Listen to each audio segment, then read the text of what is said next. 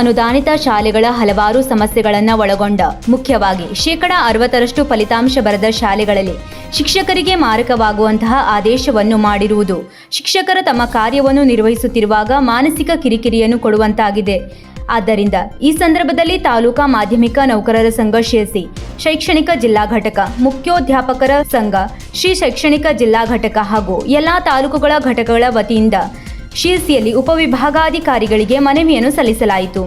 ಈ ಸಂದರ್ಭದಲ್ಲಿ ಜಿಲ್ಲಾ ಮಾಧ್ಯಮಿಕ ನೌಕರರ ಸಂಘದ ಅಧ್ಯಕ್ಷ ನಾರಾಯಣ್ ದೈಮನೆ, ಪ್ರಧಾನ ಕಾರ್ಯದರ್ಶಿ ದಿನೇಶ್ ನೇತ್ರಕರ್, ಮುಖ್ಯಾಧ್ಯಾಪಕ ಸಂಘದ ಅಧ್ಯಕ್ಷ ಮೂಡಣ್ಣನವರ್ ಹಾಗೂ ತಾಲೂಕಿನ ಎಲ್ಲ ಅಧ್ಯಕ್ಷ ಕಾರ್ಯದರ್ಶಿಗಳು ಮತ್ತು ಮಾಧ್ಯಮಿಕ ನೌಕರರ ಸಂಘದ ಕೇಂದ್ರ ಸಮಿತಿಯ ಸದಸ್ಯರಾದ ಎಂ ರಾಜಶೇಖರ್ ಉಪಸ್ಥಿತರಿದ್ದರು.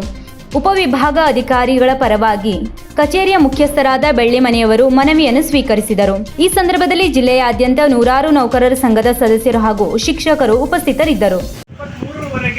ಯಾವುದೇ ಒಂದು ಹುದ್ದೆಯನ್ನು ತುಂಬದೇ ಇರುವುದರಿಂದ ಆ ಹುದ್ದೆಯ ಕೊರತೆ ಖಾಸಗಿ ಶಾಲೆಗಳಲ್ಲಿ ಆಗಿರುವುದರಿಂದ ಫಲಿತಾಂಶ ಕಡಿಮೆಯಾಗಿರುತ್ತದೆ ಅಥವಾ ಫಲಿತಾಂಶದ ಮೇಲೆ ಪರಿಣಾಮವನ್ನು ಬೀರುತ್ತದೆ.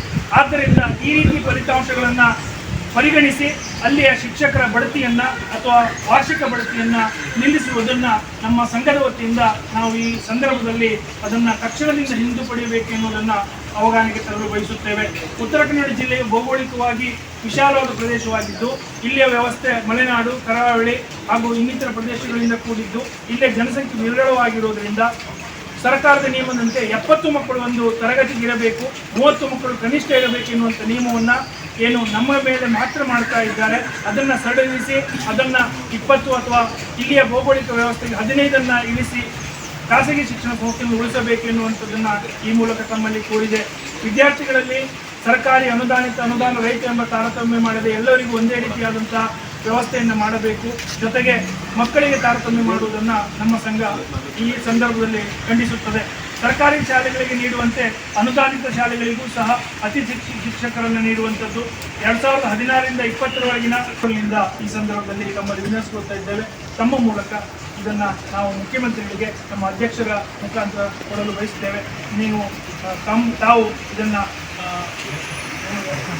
ಮುಖ್ಯಮಂತ್ರಿಗಳಿಗೆ ತಲುಪಿಸಿ ನಮ್ಮ ಮನವಿಯನ್ನು ಸ್ವೀಕರಿಸಬೇಕಾಗಿ ವಿನಂತಿಸಿ.